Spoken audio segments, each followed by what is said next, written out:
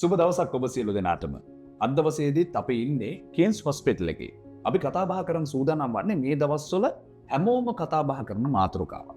ඒ තමයි ගොඩක් අය අසනීප වෙනවා. උණ ගන්නවා. උණ වැඩි වෙනවා. ප්ලේට් ප්‍රමාණය අඩු වෙනවා. මෙහෙම තමයි ගොඩක් අය කතා කරන්නේ. මේ මොකද්ද මේ රෝගී තත්ත්වය? මේකට කියන්නේ ඩෙන්ගු කියලා. ඩෙන්ගු රෝගී තත්ත්වය නිසාම ලංකාවේ විවිධ පළාත්වල රෝගීන් ගණනාවක් සින්න බවට වාර්තා වෙනවා. ඒක ටිකෙන් ටික වැඩි වෙනවාදෝ කියලා සැකයක් තියෙනවා. ඒ නිසා අද දවසේ අපි තෝරාගත්ත ඩෙන්ගු රෝගී තත්ත්වය පිළිබඳව කතා බහ කරන ඔබට බොහොම වැදගත් වෙයි කියලා අපි විශ්වාස කරනවා. අපිත් ඒ කතා බහට එකතු වෙලා යනවා අද දවසේදී. කායික රෝග විශේෂඥ වෛද්‍ය ඉන්දික බොතේජු වෛද්‍යතුමා සුබ දවසක් කියලා පිළිගන්නවා. සුබ දවසක් තිසංක. ඩෙන්ගු කියන්නේ මොන වගේ රෝගී තත්ත්වයක්ද?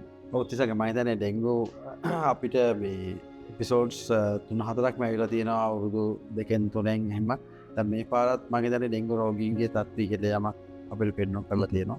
ඩෙන්ගු කියන්නේ ඇත්තටම අපි හැමෝම දන්නා වගේම වෛරස් එකකින් බෝ වෙන වෛරස් රෝගයක්. ඒතකොට මේ වෛරස් ඇත්තටම අපිට රෝගියාට මේ ලැබෙන්නේ මදුරු දර්ශනය හරහා. ඊජිප්ටයි කියන මදුරුවාගේ දර්ශනය වීමක් තමයි ඒ වෛරස් එක බෝ වෙන්නේ. ඒතකොට වෛරස් උනක තියෙන ලක්ෂණ මේ රෝගෙත් තියෙනවා.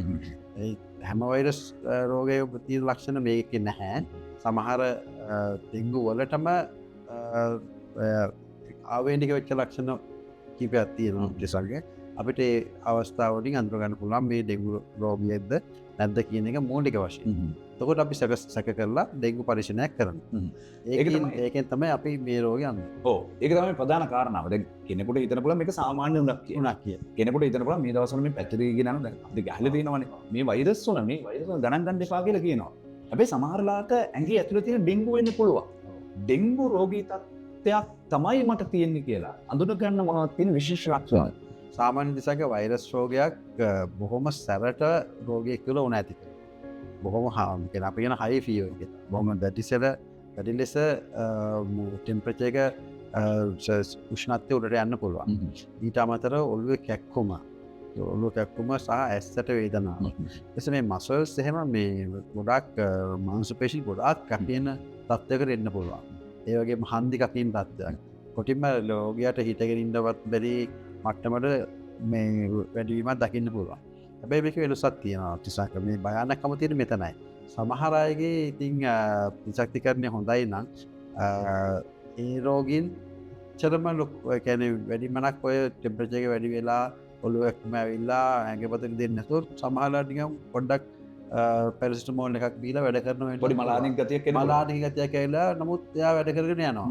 නමුත් ඇඟේ තියෙන ඩෙන්ගු වෙන්න භයානකම තියෙන්නේ ඩෙන්ගු රෝගී තත්ත්වයත් එක්ක අර ෂොක් කියන තත්ත්වෙට ඩෙන්ගු රක්තපාත තත්ත්වයට යෑමේ අවදානමක් තියෙනවා. එතන තමයි ජීවිතයට අවදානමක් වෙන්නේ.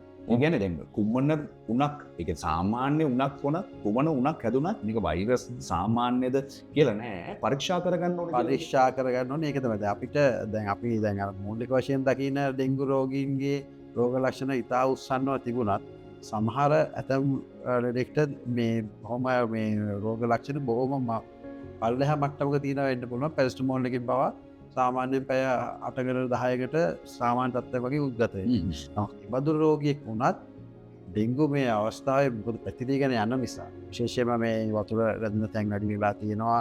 වතුරන්ගේ මේ ව්‍යාප්තිය වැඩි වෙලා තියෙනවා. ඒ වගේ අවස්ථාවක ඩෙන්ගු රෝගියෙක් වීමේ අවදානම් වැඩි නැගේ උණ තියෙනවා. ඒ කියන්නේ සමහරවල්ලාට අපි නොහිතුවට අපේ ඇඟේ තියෙන ඩෙන්ගු වෙන්න පුළුවන්. ඉතින් මම හිතන්නේ අපේ රෝගීන් දැනුවත් පළවෙනි දෙවෙනි තුන්වෙනි දවස් තුනේ උණ තියෙන අවස්ථාවේදී ඩෙන්ගු පරීක්ෂණයක් කරගන්නවා නම් එයා මම හිතන්නේ කරගෙන ඒ ඩෙන්ගු නෙමෙයි කියලා අපිට සැකහැර දැනගන්න පුළුවන් නම් ඒ ඉතාවට. දැන් කෙනෙකුට ඩෙන්ගු රෝගී තත්ත්වයක් තියෙන ප්‍රතිකාර ගන්න මඟ හැරලා කියලා කියමුකෝ. කොයි වගේ බරපතල තත්ත්වයක් සිද්ධ වෙන්න පුළුවන්? ඕතිසංක ඒක මේ සිද්ධ වෙන්නේ මෙහෙම. දැන් සාමාන්‍යයෙන් විජලනය වීම තමයි මෙහි තියෙන සංකූලතාවය. ඒ කියන්නේ අපි දන්නවා වෛරස් උණක් ඇදුනහම උණත් එක්ක ඇගේ පටකවල සුදු වෙනස්කම් නිසා කැම රුචිය අඩු වෙනවා. ඊට පස්සේ ඇගේ වතුර ප්‍රමාණය වැඩිපුර එළියට යන්නම ගතියක් එනවා. අපි කියනවා ඒක ඉන්ටෙන්සිව් ලොස් කියලා. කියන්නේ ඇඟෙන්ම අර ඇඟේ ටෙම්පරේචර් එක වැඩි වෙන නිසා වතුර ටික එළියට දානවා. වාෂ්ප වෙනවා. තොට ඒගේ දත්වයක් නති ඒකත් එක ඇගේ වතුර පාන අඩුවෙන් කොට අඩු වතුර පානයක් එක ඩිහැඩිෂන ඇතික සමට මනසට වකුගඩුවලට විශේෂයෙන්ම අක්මාවට බලපෑම් මෙන්න වෙන්න පුළුවන් ඒ වගේ තත්ත්වයක් එන නිසා මූලික අවස්ථාවේද ඇත්තටම රෝගයා ඉතා යහපත් විචලනයකින් සිටීම ඉතා වැදගත් අපේ හයිඩ්‍රේෂන් එක තියාගැනීම ඒකට සාමාන්‍ය අපි කියන්නේ කිලෝ 50ක ලෙඩෙක්නම් මිලිලිටර් 100ක්වත් හැම පැයකම දියර වර්ග පාවිච්චි කරන්න කියලා. හැබැයි ඒක මම කියන්නේ සමහරවිට අපි ඩෙන්ගු කියලා දැනගෙන ඉස්සර ගොඩක් අපේ මාර්ග සිද්ධ වුණේ ලෙඩ වැඩිපුර වතුර පීලා. ඒ කියන්නේ ඔය ලෙඩ හැදුනහම දැන් වතුර හොඳයි කියලා කියන්නේ ලීටර් 5-6 දවසකට බොන වෙලාවලුත් අපි දැකලා තිබුණා. ඒ වතුර ඊට පස්සේ එළියට දාගන්න බෑ. රක්ත පාතත්වයට ආපු වෙලා. එතකොට ඒකෙන් හાર્ට් ෆේලියර් කියන හાર્ට් එකට බලපාන. ඒක නිසා ඉතා වැදගත් තමන්ට සම්සේ දැනීමක් තියෙන්න ඕනේ කොච්චර ප්‍රමාණයක් දීර්ඝ ಜಾති පාවිච්චි කරන්න ඕනේ. ඒ කියන්නේ මේක වතුර විතරක් නෙමෙයි. වතුර මේ කැඳ ඊට පස්සේ ජීවනී වෙන්න පුළුවන්. එහෙම නැත්නම් තේ වෙන්න පුළුවන්. සුජාති වෙන්න පුළුවන්. ඒ හැම දෙයකම සාමාන්‍යයෙන් මිලිලිටර් 100ක් 125 ගත ප්‍රමාණයක් හැම පැයකම පාවිච්චි වෙන්න ඕනේ. ඒකනුත් පරිස්සම් වෙන්න ඕනේ. ඒකනුත් පරිස්සම් වෙන්න ඕනේ. ඒ ප්‍රමාණය සහ මුත්‍රායන ප්‍රමාණය ගැන අපිට පොඩි දැනීමක් තියෙන්න ඕනේ. මුත්‍රායන කඩු වුණොත් මේ ලෙඩේට ඒ කියන්නේ විජලනය වැඩි. ඒතර විජලනය වීම වැඩි අපි සජලනය කරගන්න ඕනේ. ඒකට අපි තව බොන ප්‍රමාණය වැඩි කරගන්න. ඒතර අපිට ලේසිම දෙයක් තමයි මුත්‍රාවල පාට ගැන බලාගන්න. සාමාන්‍යයෙන් අපි දන්නවා මුත්‍රාවල පාට බොහොම තද කහ පාට වෙනවා. ඒ කියන්නේ ශරීරයේ විජලනයටපත් වෙනවා. ඉතින් සජලනය කරගන්න ඒ වෙලාවට දැනගන්න ඕනේ. සාමාන්‍ය සුදු පාට හරි කහ පාට හරි මුත්‍රා යනවා නම් ඒ කියන්නේ අපේ බොන ප්‍රමාණය හොඳයි. ඒ එහෙම මට්ටමක් එන්නේ නැත්නම් අපි අනිවාර්යයෙන්ම මේ මුත්‍රා යන ප්‍රමාණයත් අඩු වෙනවා නම් වෛද්‍ය ප්‍රතිකාරයකට යොමු වෙන එක ඉතා වැදගත්. කොහොමදත් ඩෙන්ගු පරීක්ෂණයකින් පසු. පරීක්ෂා කරගන්න ඕන නම් ඔබට කිංස් හොස්පිටල් එකට එන්න පුළුවන්. අනිවාර්යයෙන්ම ඔබට නිවැරදිව සියලු දත්ත සහිතව පරීක්ෂා කරලා දෙන්නට උන් සූදානම්ෙන් ඉන්නවා. ඒ අතරේ වෛද්‍ය ප්‍රතිකාර ලබා ගන්න. රෝහලක් ඇතුළට ඇවිල්ලා වෛද්‍ය ප්‍රතිකාර ලබා ගන්න මොන වගේ ප්‍රතිකාරයක් තියෙන ඩෙන්ගු රෝගීට අක්තේ වෙන්නේ? ඔව් ඩෙන්ගු ඒ කියන්නේ ඩෙන්ගු වෛරස් එකක් නිසා අපි දන්නවා දැන් වෛරස් එකට ප්‍රතිකාර නැහැ කියන එක තමයි අපි හැමෝම දන්න කාරණා. ඉන්ෆ්ලුවෙන්සා වගේ වෛරස් වලට සමහරවට පොඩි තියෙනවා HIV වලට තියෙනවා. නමුත් ඩෙන්ගු වෛරසයට එහෙම විශේෂ ප්‍රතිකාරයක් දැනෙන්නේ නැහැ. අපි නිදාගේ තත්ත්වය මේ ඇත්තටම සජලනය විජලනය වීමට නොදී සජලනය නියමාකාරයෙන් පවත්වා ගැනීම තමයි මේ ලෙඩුන්වත් සුවපත් කරන්නේ. ඒක ඉතා වැදගත්.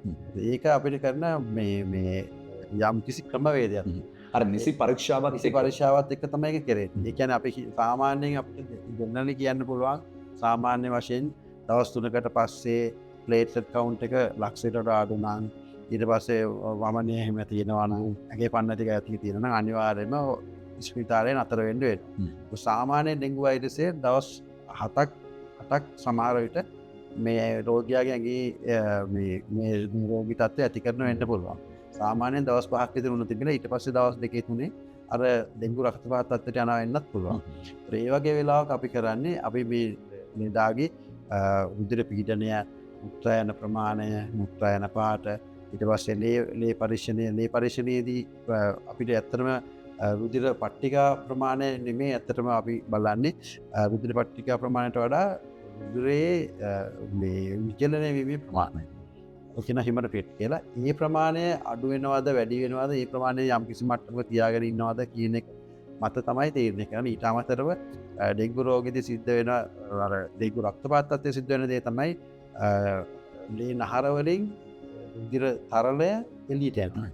එළියට අපි හිතමු දැන් ඉඳ තියෙන තැන් තියෙනවානේ බඩ තියෙනවා, පෙනහළු තියෙනවා. ඒ තැන්වල පිරෙනවා. ඒක තමයි භයානකම තත්ත්වය. ඒ වගේ මට්ටමක් එනවා නම් අපිට අර ලේ පරීක්ෂණ වලින් දැනගන්න පුළුවන්. ඒතකොට අපි පැය 6න් 6 ලේ පරීක්ෂණ කරකට බලබල රුධිර පීඩන මට්ටම බලබල මුත්‍රායන ප්‍රමාණය බලබල ඒ හැම දෙයකින්ම අර හෘදෝස්ව ගැහෙන ප්‍රමාණය බලබල ඒ හැම දෙයකින්ම ගන්න දත්ත අපි එකට සංකලනය කරලා තමයි මේ ලෙඩුන්ව අපි හරියට මේ මැනේජ් කරන්නේ. අපි හරියට ප්‍රතිකාර කරන්නේ. සෑහෙන බාරදූර කර්තව්‍ය රැස් කරන්නේ. දැන් සමහර වෙලාවට අපිට ඇහිලා තියෙනවා මේ රෝහලකට යන්න ඕනේ. මේ ගෙදර සුව කරගන්න පුළුවන්. අන්න අර ජාතිය පොඩ්ඩක් ගන්නකො මේ ජාතිය පොඩ්ඩක් ගන්නකො කියලා සමහර වෙලාවට සමහර අය කියනවා. අපිට ඇහිලා තියෙනවා. දැන් මේ එහෙම කරගන්න පුළුවන්. ඇත්තටම දිසංක එහෙම කරගන්න බෑ. පැහැදිලිවම ඒක බොහොම භයානක තත්ත්වයක්. මේ ඒක නර අර නිසි පරීක්ෂණ ක්‍රම විදි ඔව්. සියල්ලක් ගෙදරදී සිද්ධ වෙන්නේ නෑනේ. ඔව්. ওই විදිහට හරියට පැයට පැය භාගෙට මෙහෙම කරන්න ඕන මුත්‍ර බලන්න ඕන එහෙම කරන්නේ නෑනේ. එහෙම කරන්නේ. එහෙම ඔව්. ඒ කියන්නේ මේක ඇත්තටම මේ වෛද්‍ය අධීක්ෂණයකින් යටතේ මේ ප්‍රතිකාර ගත යුතු තත්ත්වයක්. ඇත්තටම මේක මෙඩිකල් ඉමර්ජන්සියක් වගේ තත්ත්වයක්. මොකද මේක හරියට ප්‍රතිකාර කරේ නැත්නම් රෝගියාගේ ජීවිතය මේ බොහොම මේ දරුණු මට්ටමකට අවදානමට කරන්න පුළුවන්. අවදානමට නැති වෙලා තියෙනවනේ නේද අපි දන්න ඔව්. හැටියට හිස්ටරි එක. දැනට නැති වෙන අවස්ථාවක් තියෙනවා. නමුත් දැනට අපේ ඩෙන්ගු මරණ සිද්ධ වෙන ප්‍රමාණය බොහොම අඩුයි. මොකද අපි මේ පාලනය කරන එක ප්‍රතිකාර කරන එක නියමිත ක්‍රමවේදයටම කරනවා. සහ අපිට ඇත්තටම කියන්න මේ සතුටුයි දැන් අපේ ලංකාවේ කරන ප්‍රතිකාර ක්‍රමය වෙන බංගලාදේශය පාකිස්තානය වගේ රටවල් වලත් දැන් ඒගොල්ලෝ අපේ එක්ස්පර්ස්ලා ගෙනහිල්ලා ඒගොල්ලෝ ට්‍රේන් වෙලා දැන් ඒක කරනවා.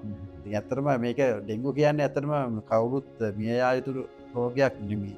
නමුත් ඩෙන්ගු වලට අර ඒ වගේ දේවල් සිද්ධ වෙන්නේ අර අවශ්‍ය වෙලාවට රෝගවලට එන්නේ නැතුව අනවශ්‍ය එක එක දේවල් අරගෙන එක දේවල් කියන ඒවා අහලා ඒවට හොඳ වෙනවා කියලා ඒ වගේ අනවශ්‍ය දෙයක්. අනවශ්‍ය දේවල් කරන්න ගිහිල්ලා තමයි ලෙඩ මේක මේ භයානක තත්ත්වවලට යන්නේ. නැත්තම් ස්පිතාලෙට අපේ වෛද්‍ය ප්‍රතිකාර වලට යමු වුණොත් නම් රෝගියාට කිසිදු අනතුරක් නොවී අපිට බේරගන්න පුළුවන්. මේ දවස්වල ලංකාවේ හැමෝම කතා බහ කරන බොහෝ විට විවිධ පළාත්වල රෝගීන් මුණ ගැහෙන රෝගී තත්ත්වයක් තමයි ඩෙන්ගු කියලා කියන්නේ.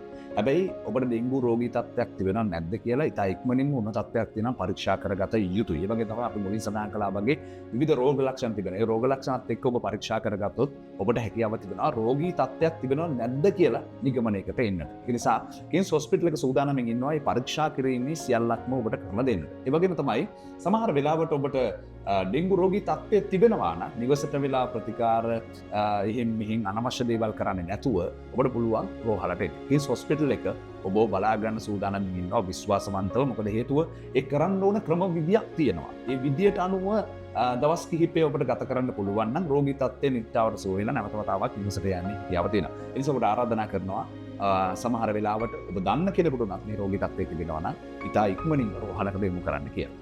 ඉතින් අද දවසේදී අපි කතා බහ කළේ ඩෙන්ගු රෝගී තත්ත්වය පිළිබඳව පරිස්සම් වෙන්න කියන ගමන්ම කතා බහ නිමා කරන්න සූදානම්. කතා බහට පැමිණීම සම්බන්ධව කායික රෝග විශේෂඥ වෛද්‍ය ඉන්දික බොතේදු වෛද්‍යතුමනි කොහොමත් විශ්වාස කරනවා. ඔබ සියලු දෙනාට ප්‍රාර්ථනා කරනවා ශෝභන දවසක් වේවා කියලා.